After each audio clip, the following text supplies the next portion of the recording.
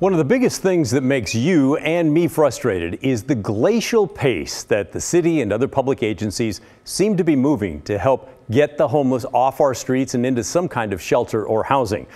Tonight, we're going to take a deep dive into the decision involving the homeless that seems like it should be quick and easy, but it's proving to be neither easy nor quick. I think it's a good illustration of why things move so slowly in the world of the homeless solutions. The issue? What to do with people living in RVs or cars parked along the side of the road or in neighborhoods, especially in North Portland. Many of you have told me it's not good for those people living outside, and it's certainly not good for the neighbors, which is why it caught my ear when I was tossing ideas around with Portland Mayor Ted Wheeler a couple of weeks ago, and I asked why the city can't create one or more camps for the homeless at the publicly owned Expo Center in North Portland. Here's what he said. The Expo Center has a lot of potential. And Commissioner Ryan is taking the lead in negotiating on behalf of the city with President Peterson at the Metro Council. And those conversations died off about 6 months ago. But it's my understanding that Dan and Lynn are now in communications, and I'm hopeful that they'll reach an amicable agreement. We'll be able to do that. It's really the perfect facility for it. The Expo Center is the largest multi-purpose facility in Oregon.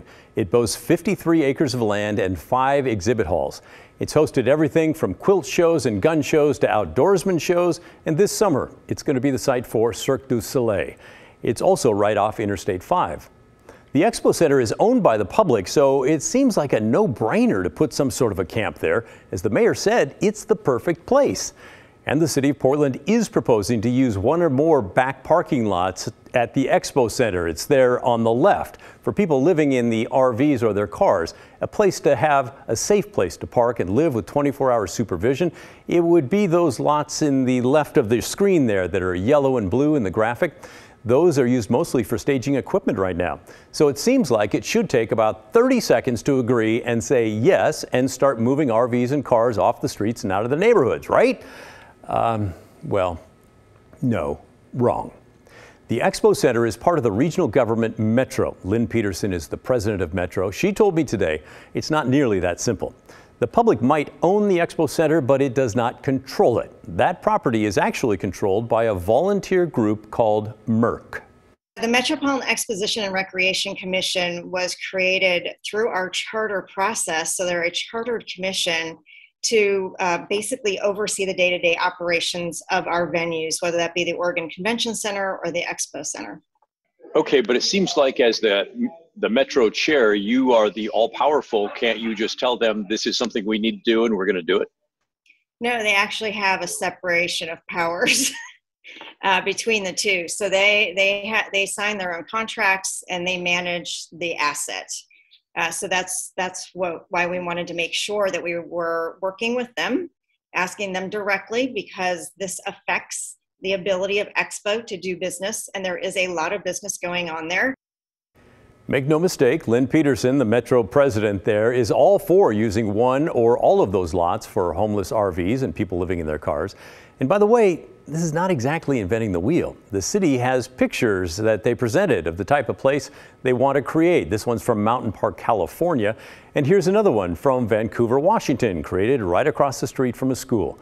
But Peterson said the MERC Commission, which again controls what happens on that Expo property, is concerned. And it really showed that the MERC was interested, but did want to say that they had some worries about how to proceed if that good neighbor agreement wasn't tailored to the actual venue itself. So maybe some concerns that if they said, yes, you can use the back lots, that all of a sudden there starts to be chaos and they have no way to get out of it or control it. That's correct. They did want to see if there would be an endpoint. How many years would that be there? What were the security measures that would need to be in place? They wanted insurances around that. And visual impact, but for the most part, it was a lot of information on exactly what a safe park was. Well, I decided to dig a little bit deeper. As it turns out, Peterson and Commissioner Dan Ryan from the city of Portland, they actually met with the MERC commissioners on Monday to try and sell them on the idea. Luckily for us, it was done virtually and it was recorded so we can get a flavor of the conversations there. First, the city laid out its vision for safe rest villages around the area, then began to zero in on how using the Expo property would be helpful, especially during this homeless crisis. MERC commissioners had several questions and concerns. This is Commission Chair Karis Stoudemire-Phillips. And we're just going to be very honest. There are a lot of stolen vehicles in Portland. Okay, I have 3 on my block right now. So I would really like to know, how are we going to prevent that? How are we going to know, or is there going to be some types of checks on making sure that vehicles that we are putting in the Safe Park Village are not stolen vehicles? Another commissioner worried about RVs breaking down and getting stuck in the parking lots. All the commissioners seem concerned that the parking lots being used by the homeless could get in the way of the shows that are already booked there at the Expo Center. However, I have also noticed that there's often camping then that immediately fills up and around surrounding those areas. This could be a huge problem. Those roads that we're looking at have shows coming in and out. If we have excess camping around that pops up overnight, we have a show coming in. One of the things that I would want to see before we would enter into any kind of big serious discussion would be that there would be a dedicated service that would come in and help clear those folks to a more amenable location. And it would have to be 24/7. We have shows that come in and load very early in the morning. Can we get those people out so that we can't have that liability or safety concern? So you can see, as we start to get a little deeper into this, there are still several objections, and some roadblocks also involve history here. Listen to this. It's an exchange between the MERC chair and City Commissioner Dan Ryan. This is not just work for me. You know, I volunteer as a MERC commissioner, but this is something that I hold very, very dear to me. I've been going to the Expo Center since I was a young child, when it was owned and operated by Multnomah County, when Multnomah County used to have the fair out there, the county fair. So this is a place I've been going all my life. So it is very important to me that we make sure that we are doing all that we can to keep the area economically prosperous, safe for all. And that is our not just the charge of the commission, but I take that again personally as something that I want to see happen too. So we do have concerns, and I feel that we'll definitely be able to have that conversation.